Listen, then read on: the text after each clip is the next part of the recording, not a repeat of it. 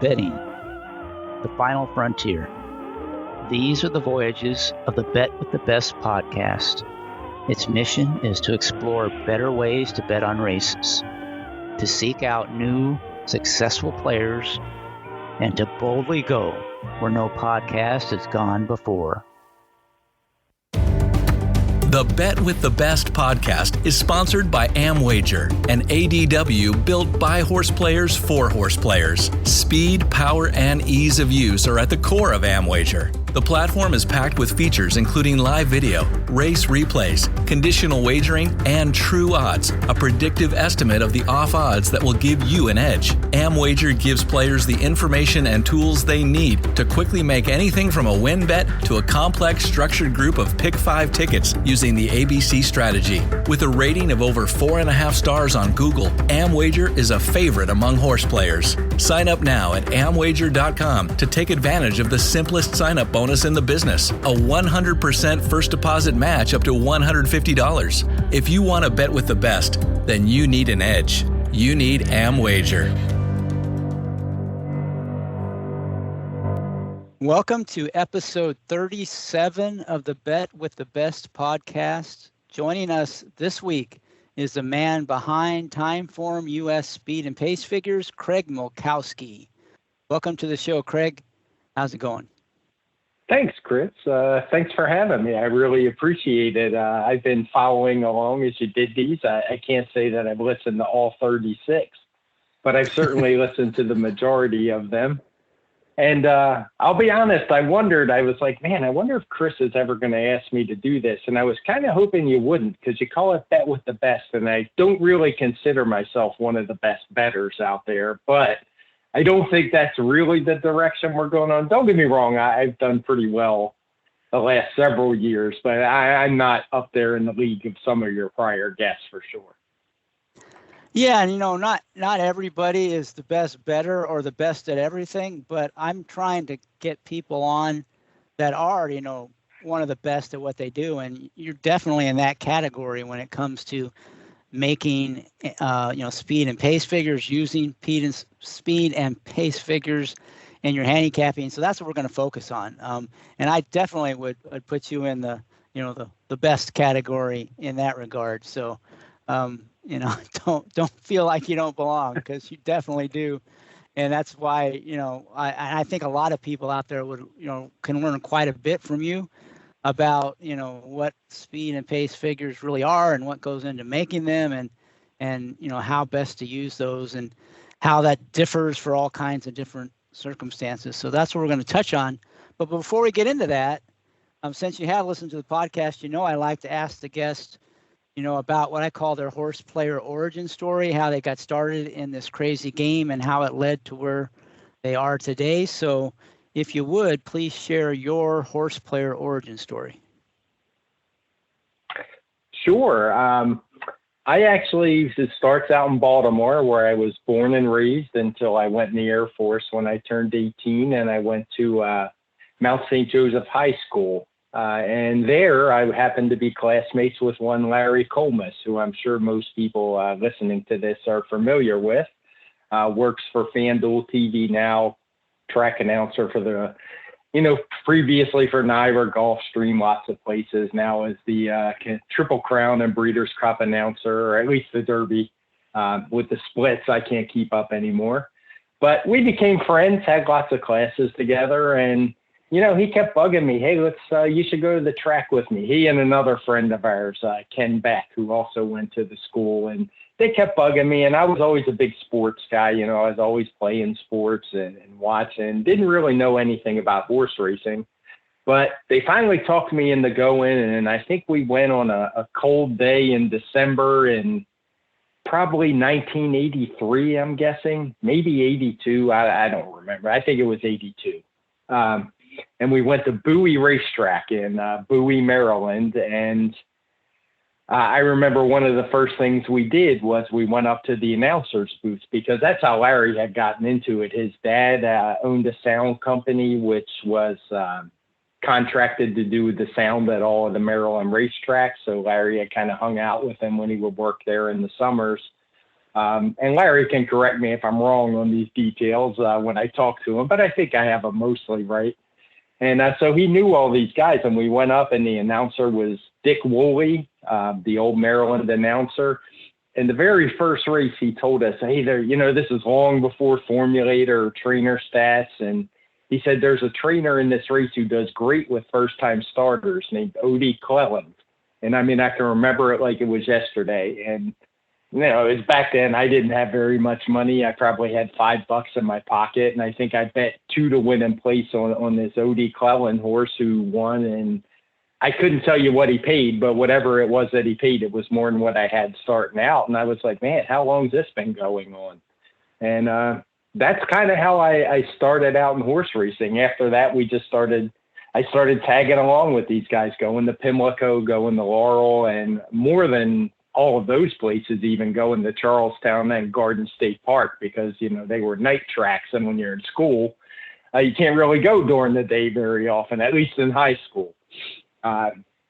In college, that was a different story. The racetrack probably derailed my collegiate career a little bit because I was going a little too much and wound up in the Air Force. But that's how it all started, just Larry bugging me to go to the track, and I eventually did it.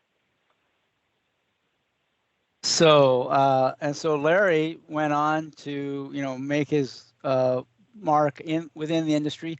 How did you get involved in making speed figures and pace figures, from, that beginning? How did you actually get into the figure making side of things? Yeah. So what happened, I went into the Air Force in 1985, just a few days, I want to say after the Derby that year, when, who was the New Jersey horse, Spendabuck, who won the Derby that year. We had actually seen him at Garden State Park, but I wound up going in the Air Force, did the basic training, and went to tech school, and I actually became an air conditioning mechanic. And back at that time, it was only heating and air conditioning, and you're probably wondering, what's this got to do with speed figures? Well, in the winter, as an air conditioning mechanic, we didn't really have a whole lot of work to do. We did some maintenance. There was some critical, like the air traffic control tower, things like that you had to keep up on. But for the most part, it was really slow. So I remember going one day, and I got my job in the morning, and I finished in about 2 hours, and going back to the shop and told the boss, hey, I'm done. What else do you got for me? And he kind of looked at me funny and was like, get the hell out of here. What are you doing? Go find something to do. And I found myself at the base library, and shockingly enough, I would love to go back to McGuire Air Force Base in New Jersey and see if the library's even there. But back at that time, they literally had every horse racing book that you could ever find. Whether it was Andy Beyer or James Quinn or William Quirin or Tom Ainsley, Dick Mitchell, you name them, they were there. And I probably read every one of them 3 or 4 times during that first winter I was stationed there. And just really, that's what kind of spurred me into making figures, because, it was still early. There weren't figures in the racing form at the time. It was even before the Racing Times had come out.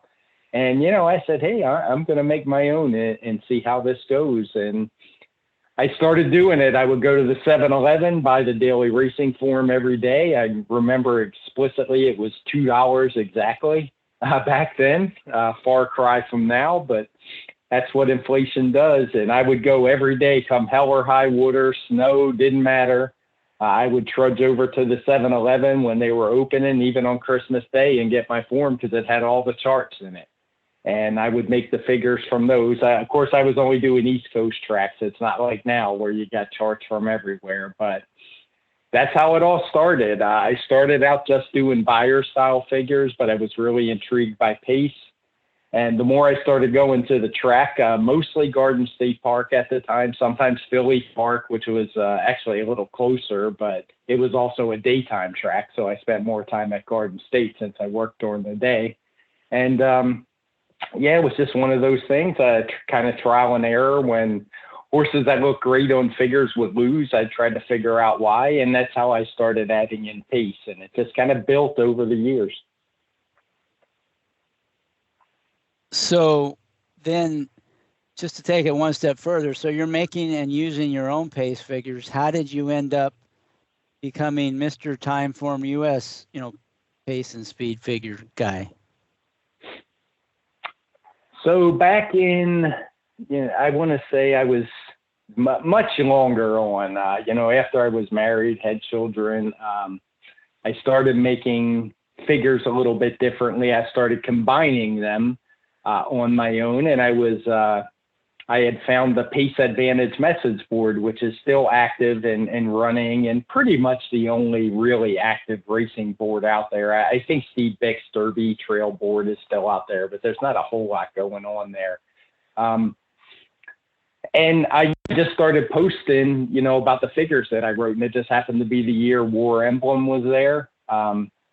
Even before the Kentucky Derby, I remember he ran in the Illinois Derby, and I just absolutely loved him that day because he had run a big figure in an allowance race. I think it was at the fairgrounds or somewhere like that. Ran a huge figure. I was shipping into Sportsman's Park. There was a big New York horse who was going to take all the money that day. I think his name might have been Repent or something like that. And War Emblem won and paid $14 and change in an absolute romp. And I kind of made my name on that board there. And of course, I stuck with him in the Kentucky Derby because he also ran a huge figure that day. And, that's kind of how it came about, mostly because of War Emblem. I had made a few picks before that when I first found the board. And by happenstance, really, I mean, we all know we pick many more winners or losers than winners. I think the first 2 or 3 horses that I picked there all won. So people started paying attention to what I was saying and asking how I was doing it. And, I told them, and at the time it was a very long process to make my figures. I was using a handheld TI-82 calculator, which I still have. And I remember telling my brother about this, and he said, well, what are you doing? He said, he was being nice. He said, you're a reasonably smart guy. Why don't you just figure out how to program this and you could do it in no time? So it just so happened that summer after the War Emblem Derby, I got sent over to Saudi Arabia for quite a while, almost a year. And I was working a night shift. By now, I was no longer an HVAC guy. I was a communications guy.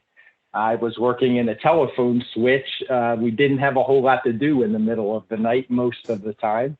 So just as a hobby, I started figuring out how to code everything I was doing on this programmable calculator. And I did it. And it took years and years, not years and years, but a few years to grow it to what it became at the website I had started, pacefigures.com. And a lot of what I did there actually carried over to Timeform US. And to be clear, that's not something I ever really had planned to do. It was just something that people really liked what I was posting and said, hey, you should do this. Can we buy it? And people talked me into it. I remember this for one of the first guys. He lives in Mexico now. It was a guy named Keith Lance who just kept bugging me. Hey, what are you doing? You should sell this thing. And he started me down that path. It wasn't something I really ever planned or even wanted to do, but it just kind of happened. And I ran my own site for years, even retired from the Air Force and kept doing it for a while. And then Mark Attenberg, who was instrumental in starting Formulator at DRF, reached out to me and said, hey, I'm starting a new product and we want you to be our figure maker. Are you interested? And I talked with him for a while and decided why not? I'd take a swing and see where it led. And it led to what you see in Timeform US now. Well, that's pretty cool. That's a lot of things I wanted to kind of note and follow up on. First of all, you mentioned a couple horses. First one was Spin to Buck. His Derby was maybe one of the most brilliant races I've ever seen. He just ran them off their feet that day. Did you bet him on Derby Day, Spin to Buck? I don't think I did because it was like 3 or 4 days before I was leaving for the Air Force. And, it's not like now where you could just bet, whenever you want. You couldn't log on. You had to go out to the track. And I remember telling people that he would have been my pick. But no, to be honest, I don't think I bet him because it just, who knows if I even had any money back then, to be honest. I was still 17 years old. I had a part-time job at a Hardee's, which I'm sure a lot of that was going towards beer and chasing girls or whatever, so I probably really didn't have any. I didn't grow up. Our family didn't have a whole lot of money. So it was just one of those, I was getting ready to go in the Air Force. But I do distinctly remember watching it on TV in my house and thinking, just feeling this like, yeah, I've seen that horse. This is really cool. He had beaten a horse in New Jersey a couple times named I Am the Game, who was a big Maryland horse. And back then, local horses were a much bigger deal than they are now. Because that's all you got. If you wanted to see live racing and you grew up in Baltimore, you went to Laurel or Pimlico or Timonium, or, maybe if you're lucky on a big night, a big horse would show up at Charlestown, but they didn't even have the racing schedule like they do now. So you really got to know your local horses. And we were going to Garden State mostly to see I Am the Game, but Spend the Buck was much superior. I think he beat him both times by many lengths, even though he ran second, if memory serves. Yeah, he was a brilliant racehorse. I remember that one well. So let's talk more about the speed figures. You sort of brought up how you just kind of learned it from reading and then hacking on your own. It sounds like maybe you got a little help, but you sort of hacked together some way to semi-automate what you were doing. So let's talk about, first of all, just so people, there's all different levels of listeners, just talk about what is a speed figure, what's it intended to do, and then what is a pace figure, and, what's the intent behind that? Just sort of the basics of what a speed figure is and what a pace figure is. Yeah, so a speed figure for me, and it could be different things for different people, but I would say the most popular speed figure out there is certainly the Beyer speed figures, and my final time figures are very similar to his. And they're just nothing more than, turning the time of the race into a number. And the only reason we do that is because they run so many different distances that turning, just rating the time, making the times as ratings wouldn't be any good, because then you got to compare 6 furlongs to 7 to 8. So we make numbers that kind of equate times at different distances. And then you just make a figure from those, and you do it by trying to assess how fast you think the track was that day. And it may be for the whole day, it may be for part of the day, but you're just trying to figure out how fast are these horses really. You look at the time and you just look at the racetrack itself and how fast all the different horses ran on it. And I'm sure we're going to dig into the weeds on that, but there's just many different ways that you can do that and try to assess how fast the track is. None of them are perfect. They're all going to have some, questions in them, but it's the best it can. It's certainly better than using just raw times and trying to compare them. That was one of the very first things I learned on my trip to Bowie, because it was the dead of winter. And when I was learning how to read the racing form, of course, as a guy who was familiar with track and speed, track and field, the first thing I said was, well, let's just bet on the fastest horses. And, I got to talk, well, this is Bowie, and sometimes it's frozen and really fast. Sometimes it's deep and slow. And if they didn't run on the same day, you can't compare them. And I'm sure I made some bad bets because I didn't believe people, but I figured it out pretty quick that you can't just rely on the raw times. Pace figures are very similar, except you're doing it for different segments of the race. You're just looking at the time, you're applying a track variant. The way I do it's probably a little bit different than how other people do it. I make the final time variant and then just apply it to the, I don't just apply it, I shouldn't say that, but it's not like I'm trying to figure out how fast the horses should have run for the pace. The pace figures are definitely more of just the clock and the variant. There's no projections or, for me, pars or anything like that involved. So let's talk a little bit on the speed figure side first. You talked about how you adjust for the speed of the track. Can you talk a little bit about how you can figure out what the adjustment needs to be, and then how you apply that to the figure? So first of all, I should say the main thing you mentioned there was, you might have on the daily racing form without a speed figure, it might say a horse went 6 furlongs in 1 minute and 10, and then its next race was 7 furlongs and, a minute and 17, or a mile and 1:35.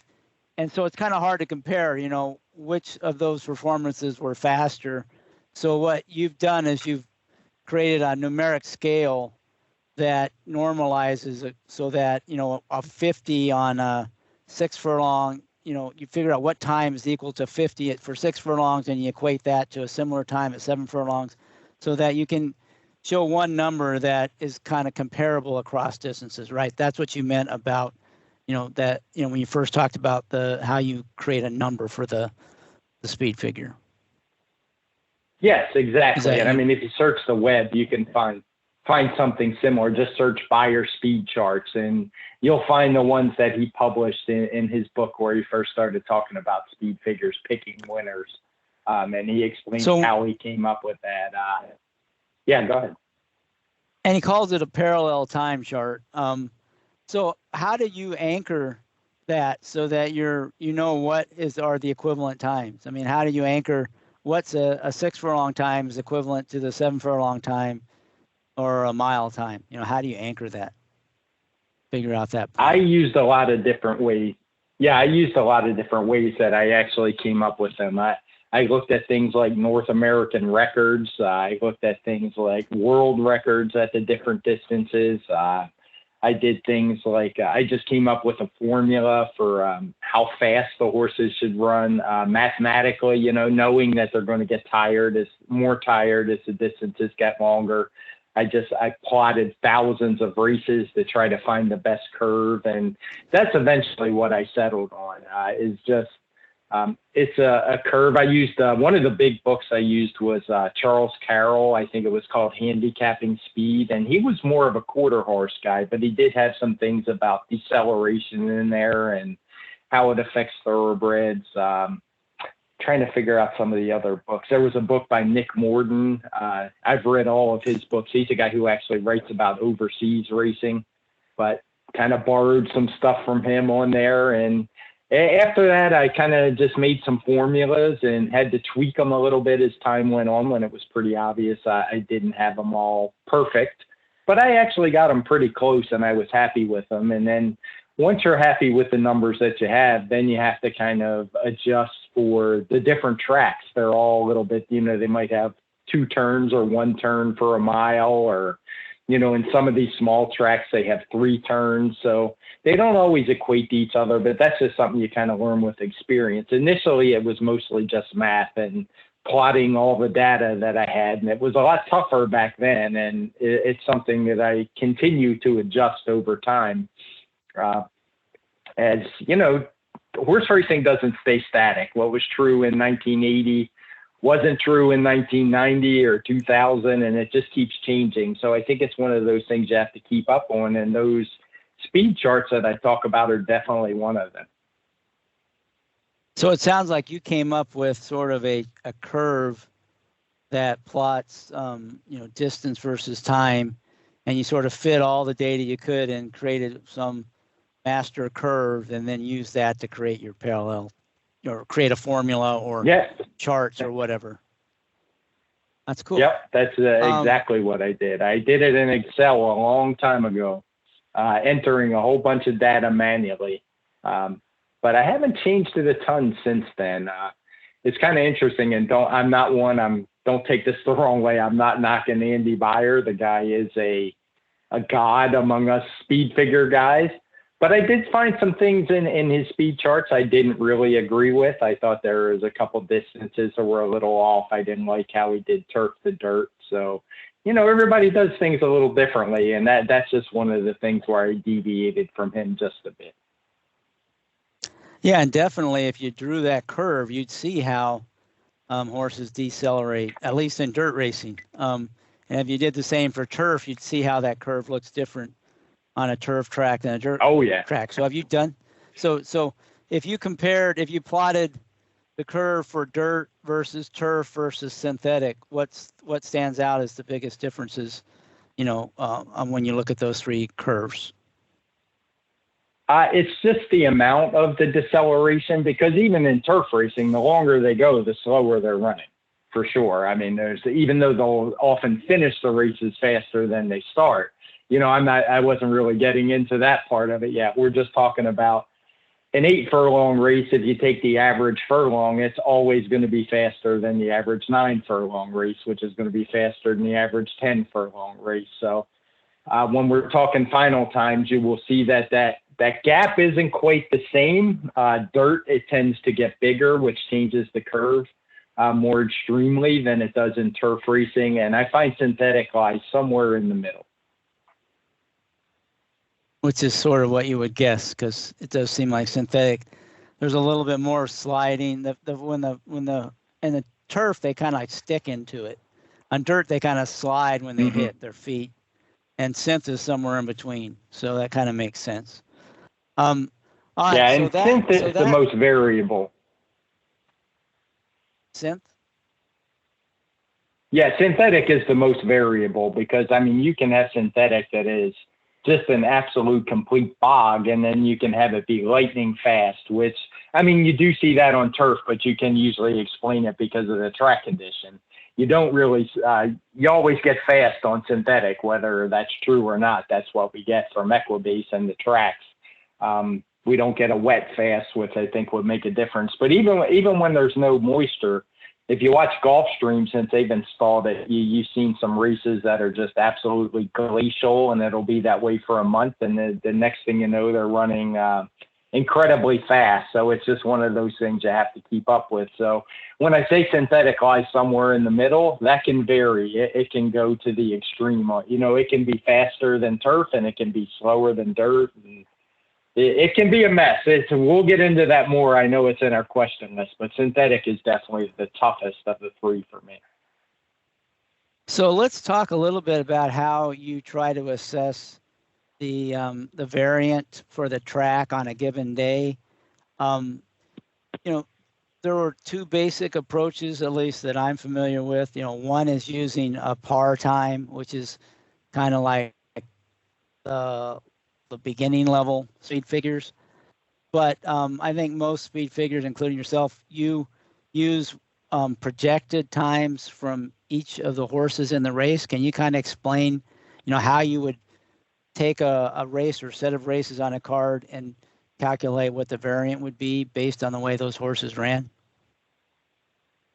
Yeah, I'll just quickly mention par times, which is what you'll find in all the old speed figure books. People talk about par times.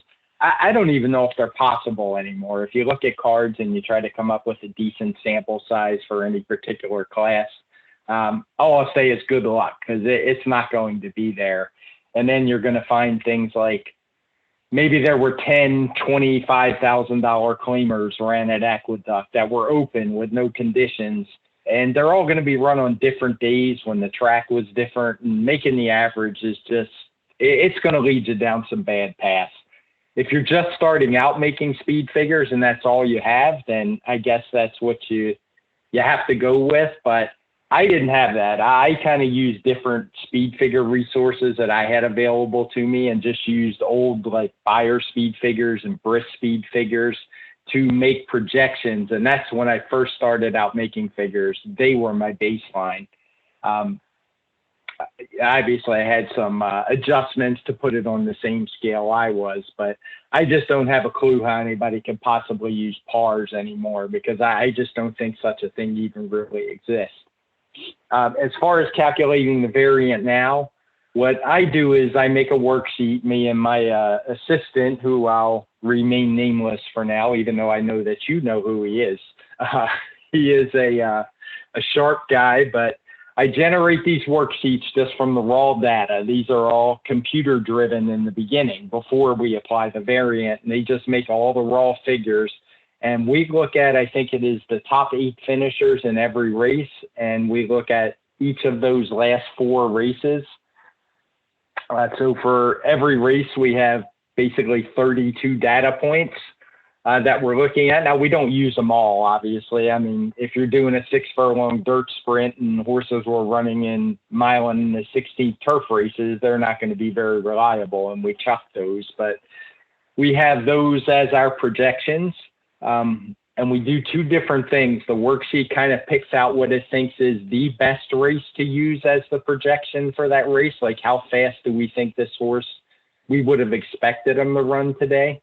And we do that for each of the top 8 finishers, and then come up with a variant from those. So, you know, if the winner, we projected that he was going to run a 90 and the raw speed figure came back 100, we're going to say, well, we think the track was 10 points fast. Well, maybe the second place finisher, we thought he was going to run an 85, but he was only beating the nose, so he got a 90 raw figure 2, or 100 raw figure 2. We'll say, well, the track was 15 points fast. And just every one of those is a data point, and we use as many of them as we possibly can from one race to determine what we think the variant should be for that particular race. And then we look at all the races as a whole. So all the dirt races we would put together and kind of compare those. And I would say most times those are going to line up reasonably close. And that'll, you know, we'll kind of average all those races together, or do a median, the median, and kind of come up with a variant that way. But sometimes it won't, and there'll be a very clear, concise, the track got faster after the third race. It's obvious, and there's no doubt about it. So we'll make a variant for the first 3 races and a variant for the rest of the races. Other times there will be where all the races but one smack dab in the middle fit like a glove, and you can be confident that, you know, we made that variant, but we're not going to apply it most of the time to that one race because it just doesn't make any sense. And what we'll do is go and try to figure out what happened. Why did this race come back abnormally high or abnormally slow? And what do we want to do? Do we want to use a different variant, or do we just want to use the same variant and take our chances? And there's a whole lot of judgment that goes into that. Anybody who's ever tried to make speed figures on any serious level will know exactly what I'm talking about. You're going to get races nearly every day at least some of the tracks that just make absolutely no sense. And honestly, those are the ones that kind of make or break you, in my opinion. You need to get the majority of those right. You're not going to get them all right because horses are living, breathing creatures, and you can't read their minds. You don't know what happened, but the data will usually tell you which way to go. And I would say I take pretty good pride in that I get most of those calls right. So do you have a bias one way or the other when you have one of those outlier races? Is your bias to go with what the data says, or is your bias to correct it because it's an outlier? I mean, or is it just somewhere? I mean, do you have kind of a natural bias? I know, as I say this, I know like Len Ragozin, Len Friedman on the sheets, you know, their bias is to go with the data, right? I don't know if they always do that, but they're really hesitant to deviate from that, where some other, you know, maybe Bayer or some others, there might be more, you know, likely to modify, you know, to throw the data out and just project what they think makes sense. You know, do you have a bias either way, or is it just, I'm just curious how you handle that? Because like you said, these are the ones that sort of, go ahead. Yeah, I get it, totally. My preference is to go with the data, but I would say I lean on what kind of horses they were. If I have a race that's a $10,000 claiming race and all the horses are going to run 15-point tops, or, you know, at least what they've run recently, I'm never going to do that because I just know from experience, if all of say the top 4 finishers in a claiming race are suddenly getting 10 points faster than they've run any time in the recent past, that I made a bad figure. I would say it's 100% of the time, but it's at least 99% of the time. If they're 2-year-olds, I'm going to go the other direction because I just don't think we have a very good handle on 2-year-olds as far as making figures anymore. I think it used to be easier. Horses used to come out more fully cranked up as 2-year-olds. I don't think we're seeing that anymore. So I tend to suspect that the horses probably did improve. If they run a number that looks like it just seems way too fast based on what they've done in the past. And the same applies to early season 3-year-olds as well. And as you know, in horse racing, that's some of the most important figures you're going to make because people really care about early season 3-year-olds. So they're probably over and above everything else in the sport. Not just bettors either, trainers, everybody wants to know what figures did these horses run as 3-year-olds in January, February, whatever, all leading up to the Derby. I'm almost always going to go with the clock in those cases. So it comes down to the age of the horse, the class of the horse. My preference is to go with the data. But if it's really cheap horses, then I'm almost always going to go the other way because I know it's just almost never going to work out well for me.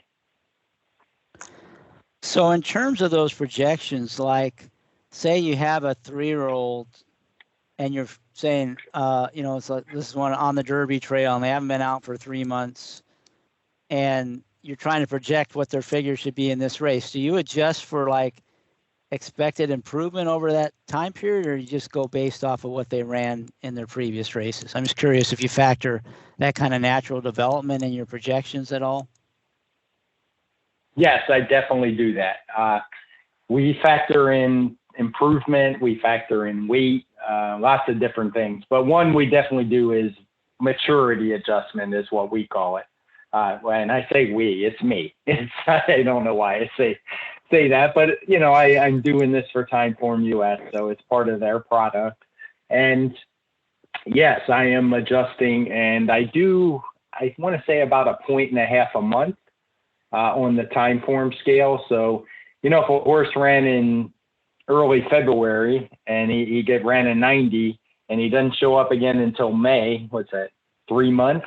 He's going to come back with probably a 5-point higher projection for that race. And there's no way to be perfect on these because all horses are different. We just kind of use the average that I've seen play out over huge data sets as to how much faster horses get over time, and knowing full well that it doesn't apply to individual horses and some may vary greatly, but it's the best we can do. And it's a good starting point. And when you're off on those, you might have a horse that just had something go badly wrong in his one race as a 2-year-old in August, and he shows up in March, and we'll make a projection. And, but if he was 5th beaten 10 lengths and today he was 1st by 5, that projection's worthless and we throw it out. It's one that we kind of score our projections. I mentioned that we had, I think up to 32 per race, but we score them based on the distance, the surface, how recent the race is, where the horse finished in today's race compared to where he finished in the last race. And if the score dips below a certain level, we don't even display that projection. We toss it out because we know it's worthless. What we're looking for is ones we can count on that we think are pretty relevant to today, and the maturity part goes into that. Like I've seen times where a horse ran a huge 2-year-old figure and then disappears. I mean, we've all seen those horses over the years, and he comes back a year later as a summer 3-year-old, and my projection spits out some, Herculean number, and right away I'm like, the horse is never going to match that because he was probably fully cranked his first time out. And something went wrong, but he ran great that day. And I know that projection's not going to work. So that will be a horse who doesn't really fit. But for the most part, those maturity adjustments, they keep us in the ballpark with projections. And they also do something that's really important when it comes to figure making is you avoid your figures shrinking, which can definitely happen over time if it's not something you keep up on when you use projections. So what do you mean by that, shrinking figures? So most people, and I'm sure myself included if I didn't know about this, they're going to underestimate what figure the winner is going to run most of the time. I think I read, now this has been a while, but most horses who win races improved, I think it was buyer speed figures at the time, like 8 points. So if a horse ran a 95 beating the nose last time and he wins today at the same class and you project a 95, you're probably underestimating what that horse did on the day. And if you just keep doing that over and over again, it's something you don't have to worry about with pars because you're using an average and you're always comparing to the same average. But if you under project, your figures are just going to shrink over time. And I've seen that with some other figures. I won't get into where that's happened because I don't want to disparage anyone, but it's definitely an issue and something that I've read about. I think that was a big one from Nick Morden that I talked about overseas, who was saying if you do that your figures will definitely shrink. And the same thing can happen in the other direction. If you over project, your figures are going to get too fast.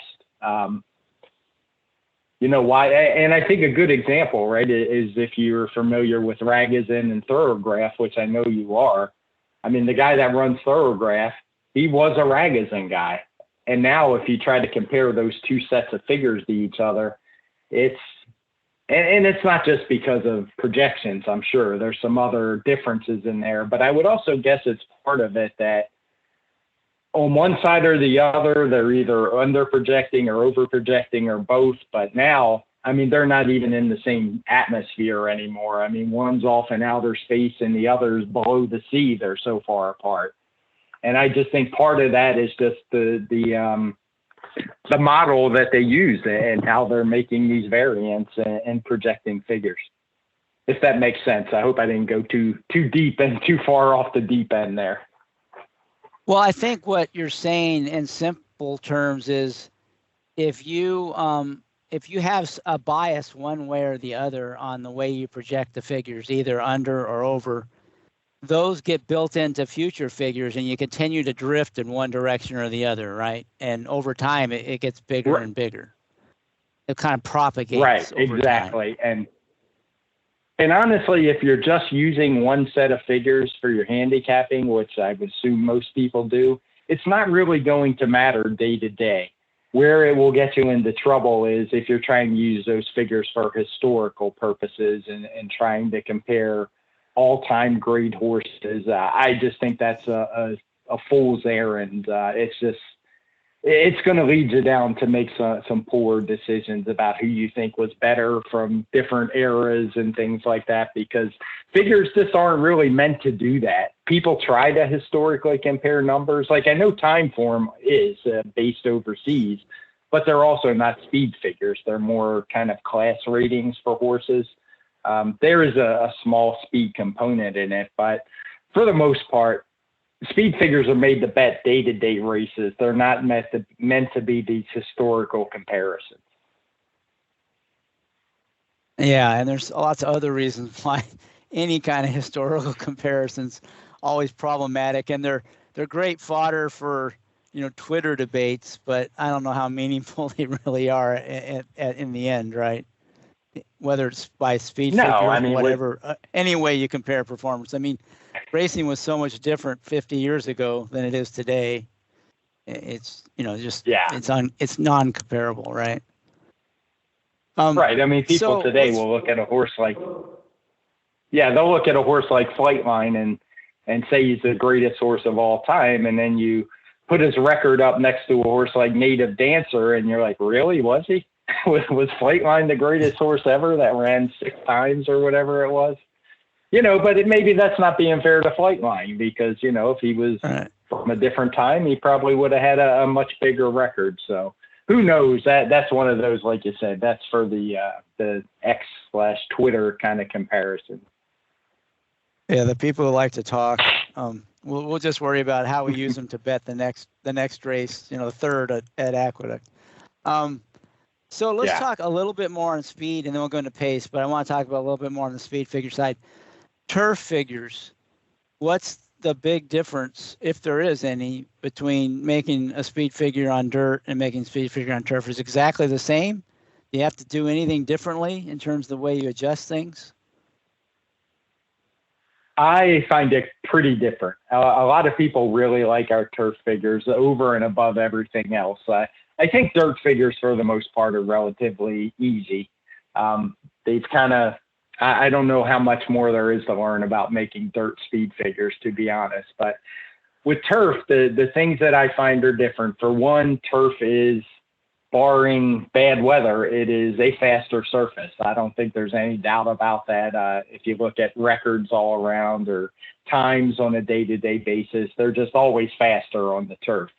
But it's also one where the horses, I don't always think they're actually running as fast as they can. And we see that all the time because horses are going faster at the end than they were at the beginning, which tells us they had a lot of energy left. And if they were running a time trial, they probably would have run a heck of a lot faster. But they're not running time trials. They're running to the wire. And I think it's just a little bit tougher. The races are always more tightly bunched. And I mean, we all see this if you watch turf races. It's just kind of a waiting game that all the riders try to get position. They just try to hang in there. They try to draft off the other horses because there's no kickback like dirt. So I think you do get some advantage by sitting in behind horses, and they just try to make that big finish. And the range of pace on dirt, I would say, is a lot more narrow than it is on turf. And the pace has everything to do with how fast the horses run on turf, even more so than how good the horses are. Where I wouldn't make that statement on dirt. Sure, we get the odd race that the pace can have a big influence on the time, but the vast majority of dirt races, the time of the races is a pretty good reflection of how good the horses are. On turf, I just don't think that's the case. And it can go both directions. A very slow pace can just make a fast time impossible, and a very fast pace will make a race look way faster. Or I shouldn't say it won't make it look faster. It is a faster race, but it will make the horses look way better than they really are if you just trust the clock. And pace is just such a huge deal when you make turf figures that I think you're foolish to ignore it. You have to account for it because the final times really are, I don't want to say they're meaningless, but they're certainly a much smaller factor of reading horses on turf than they are on dirt. So, and I want to wait until we get to the pace stuff, but you're saying for both of your figures, you kind of have a, based on the clock or the speed figure final time, but then you have a second figure on Timeform US, which is pace adjusted, right? For a turf race, it may be adjusted because the early pace is really slow and the finishing times are fast. On a dirt pace, it might be the opposite, where they were really fast early and slow late. So you kind of have two figures. Yeah, I probably. Go ahead. Yeah, I jumped ahead a little bit. You asked about final time. I should have just started with that. The horses are more closely bunched in turf racing. The gaps between the distances are more tightly bunched. So what happens is the value of, like, if a horse loses a length in a dirt race, it's a certain amount of points. If a horse loses by that same exact amount in a turf race, it has more value. It's more meaningful. Like if you lost the Belmont Stakes by a length, you're a great horse. You're a grade 1 horse almost for sure. If you lose a mile and a half turf race by a length, you're really good, but there might have been 4 horses right there with you. It's just such a different game. It's almost, I mean, I don't want to say it's 2 totally different sports, but when you're betting, it's almost to me like and making figures, the same thing. You cannot use the same methods to bet or make figures for turf racing as you do for dirt. I think if you do, you're probably going to get into a lot of trouble with your figures or with your bankroll because they're just 2 completely different things. And, you know, I am interested in the figure making part, and it's just so different from dirt. So you mentioned that you're like, you assign a certain, or you subtract a certain points based on beaten links. So if you adjust the time based on beaten links, and so a certain number of links is equal to a certain time, and that's equal to a certain points, right? But you're saying that on the turf, yeah, a length is worth, getting beaten by a length is costs you more points than it does on the dirt, that you expect to see tighter finishes on the turf and more spread out finishes on the dirt, right? And you adjust for that. Yes, that's the much more simple way of saying it. How I should have said it, but and I'll be honest, if I could start all over making figures, I would make it even bigger. That's how important. I've just seen so many. I mean, how many turf races have you seen where you look at the chart and a horse who was 7th was beaten 1.25 lengths? It's just, and if you rate those using traditional speed figure methods like you do on dirt, that horse, say it was a grade 1 race and he got beat 1.25 lengths and the winner ran a 125. That horse gets a 123 and he looks like a really good horse. But you might go watch the race and realize this horse was never even in the race. He didn't make any moves. He didn't do anything. There's no way that this is a 123 horse. He just kind of got sucked along. And if you use dirt values, you would probably overrate him a little bit. And I think those horses still get overrated to a certain extent. And it's something if I ever do start over, then I'm going to change even more extreme than what I do now. So what about in terms of making variants? Is there any difference? Typically you might, you'll have fewer, horse races on the turf than on the dirt in a card, although I guess maybe nowadays that's not so true. Now a lot of tracks kind of alternate turf dirt through the card. Does that factor into it at all? Or is it pretty much the same methodology? You just have to you're just maybe more likely to have, you just have fewer data points to work with, basically. Yeah, and like you said, that's not always the case. I mean, I've been doing Del Mar figures, and I have more turf data than dirt most days. And the same you could say about Saratoga or Belmont, where they have 2 turf courses, which, so you're basically making 3 different track variants at those places. So sometimes you don't have enough data really for any of them, but you do the best you can. As far as making the variants for turf races, that part I would say is similar to dirt, but you just have to be careful with the races and making sure that you're accounting for the pace, because that's something that's built into our programs. When I make the figures for Timeform US, for races really fast early or really slow early, I make sure that that's adjusted. So I'm not just looking at final time. I'm looking at the whole race and maybe why those times were slow. And then I'm able to make a pretty good variant. And that's taken a lot of practice over the years where, how much do you boost a final time because the pace was extraordinarily slow, or how much do you take away because Precious Passion ran off by 20 lengths and everybody was chasing them for the whole race? It's just one of those, you learn over time the best adjustments. And I think we have a really good handle on it at this point. And most of the days will line up really nicely when you're making the variant once you take those pace situations into account. But much like the dirt, not always. Sometimes you'll just get a race that makes no sense and you have to kind of cut it out and say, if you can't figure out what happened, you do the best you can with it. But turf is definitely takes me longer to make figures than it does dirt.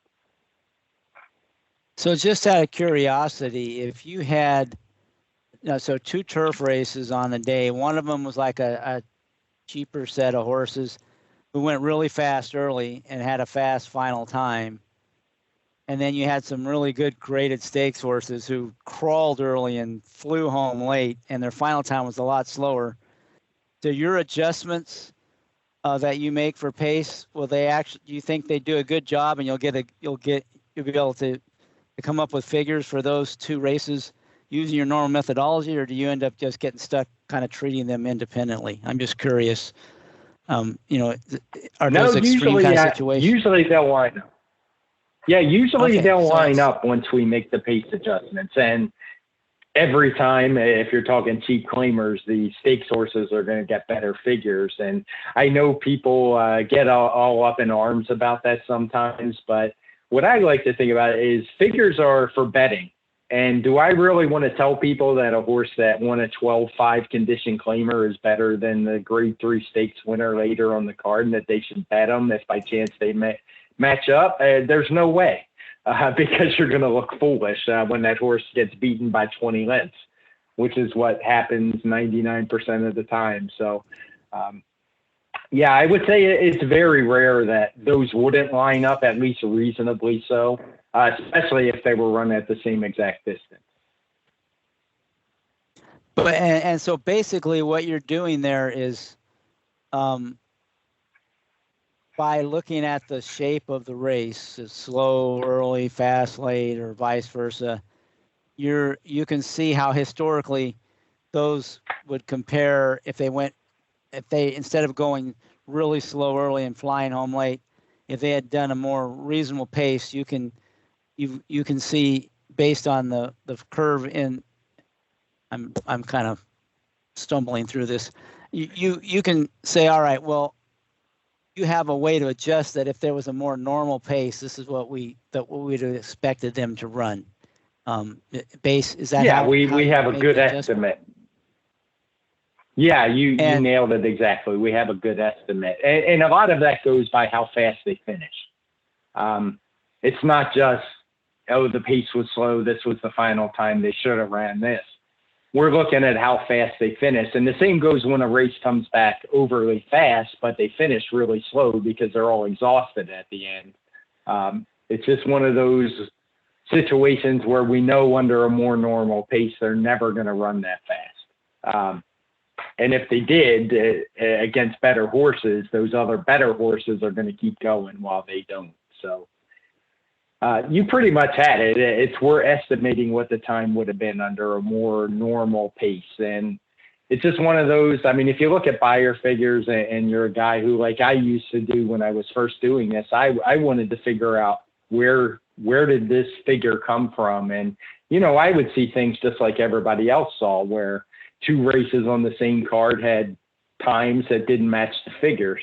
And I'd be like, why? So I found the buyer speed charts and kind of figured out, you know, hey, they're breaking some races out. And for a long time, I actually kept track of those things. And again, this is no knock on buyer, because sometimes making figures is tough. But when I didn't agree with what he did, I would make note of it and put those horses in a notebook and wait for them to run back. And I actually did really well with a lot of them. And it was only the ones I disagreed, because there was a lot of times I was like, well, that makes sense. You know, I know what he did here. But when I couldn't figure it out, sometimes I'd be wrong, but when I was right, it would pay at the window. So it was worth tracking. And it's one of those things, we don't give you the exact number, but at Timeform US, we tell you those things. As I know you're familiar with Timeform US, and we use codes to tell you exactly why the figure maybe was not easy to make. And there's a whole list of reasons why it could be, and we let you know what they were. Yeah, I think that's really helpful. I mean, I've always joked with you that I wish that you would put error bars, you know, like you would rate every figure as high, medium, low confidence. You kind of flag the ones where you think your confidence is maybe a little lower than normal, but I think this is rock solid. This one is kind of normal, and this one is like shaky. You know, that would be nice, I think, from a player perspective. But what you said about how the buyer figures kind of are baked into the price, that's really good. I mean, anytime you can find something where you think that number might be wrong for some reason, or you know, you can get value from that, right? Because those buyer figures really do, probably more than anything else, you know, are baked into the odds and do kind of get reflected in the wagering. So that's always a powerful tool if you can spot those things. Yeah, and I'm sure, you know, like I said, I'm sure I've made bad figures in the past that, you know, or looking back, I was like, man, I did not make a very good figure here. And there were probably people who knew it and took advantage of it. Hopefully we corrected that when it happens, but it definitely can happen, because, you know, it's not as easy as when you read all those books I read at the McGuire Air Force Library about making speed figures. They make it sound like it's going to be this easy endeavor, and it's not. It's far from it. If it was easy, everybody'd probably do it. Yes, there's definitely some art along with the science in doing that, and some, like you said, developing some intuition over time after looking at lots of races and lots of data, so you can make the right call on those races where it is, the data isn't, doesn't point you exactly in the right direction, that you can kind of go two different directions. So I want to touch on synthetic. I want to touch on synthetic. Is it just sort of more like dirt, more like turf, somewhere in between? Is there anything special you do for synthetic racing? Just curious about those figures, because that's becoming, a bigger deal and may become even bigger over time, given the direction of. So it looks like Naira is going to install a synthetic track. Gulfstream's done it. Turfway's they're becoming a bigger thing. So what about synthetic? Anything you want to mention about that and the figures? Yeah, synthetic we treat a little bit differently in that I would say the sprint races we treat mostly like dirt because that's how they're run. And the route races we treat mostly like turf because that's more like how they're run. Not quite the same, maybe a little bit in the middle. If I would to say the surface overall, I would put them right between, but sprints lean more towards dirt and routes lean more towards turf. And, I don't have any problem with synthetic figures. I think if you look at Woodbine where, they run tons of races, I love betting Woodbine. At least I did when I used to always bet the Wednesday card. The cards aren't what they used to be, the Wednesday night card, but there was a time when I bet them, and I always bet the big stakes cards there. And I use the speed figures just like I would anywhere else. I think they're fine. And Turfway, I definitely paid more attention to this winter. And when they run a bunch of them, it's not all that tough to make figures. Most of the places they're pretty easy to make. Now, Gulfstream can be a little tough at times, although they generally run half the cards synthetic, at least this time of year. So it's not a big deal. If Naira is only going to do one or two a day, which I guess that's what they're saying, it's only for off the turf. We'll see how long that lasts. But that could be a little tougher when they're only running a couple, because then, you could get pace situations and, it's just one of the, and the big thing is horses switching back and forth, which can affect your projections. I almost forgot that part. At Gulfstream, mostly the same horses are running on synthetic. At Woodbine, it's the same group. But like Turfway can be a little tougher when the meet starts because all your synthetic projections are going back to whenever the last Turfway meet was, unless you get a Presque Isle shipper or a Woodbine shipper or something like that. And that part can definitely make it a little bit tougher. So I would say they're more difficult because of that, except at places where they just run on it all the time and it's not a big deal. Well, you brought up, that's interesting, you treat the sprints on synth more like dirt and the routes more like turf. What about turf sprints? Do you treat those more like dirt? Is that less likely to have the kind of pace adjustments you have to make in the route races? Do you do anything differently with the turf sprints than the turf routes? No, it's definitely more like dirt. Occasionally when they start getting out the 7 furlongs, which they only do a couple of places, I think Woodbine and Belmont off the top of my head, those the pace can get a little bit slow, but I don't generally give horses any extra credit in sprint races for closing fast when the pace was slow, because the vast majority of those races are going to go fast. So I prefer horses in them that have proved they can run a fast pace, and I just don't like giving extra credit to horses for closing fast in what's essentially a one-turn race. And particularly because I said like the 6.5 and 7 furlong races, they only run those a couple places. And I don't count Sin and Nita in that because their races are more like 6 furlongs. They're 6.5. But what happens is those horses turn back in distance where speed is even more important.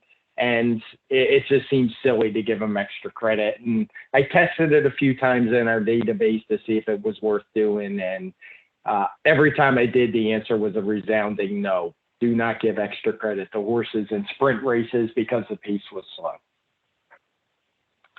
That makes sense. That makes a lot of sense. All right, so I'm going to pause right here, and we'll make this the end of part 1, and we'll pick up with part 2 and start talking about pace figures. But for right now, we'll end this episode 37. I want to thank you, Craig, for all the insights on speed figures, and we're going to be speaking with Craig some more on the next show. But I also want to thank all the listeners out there, and may you all boldly go where no horse player has gone before.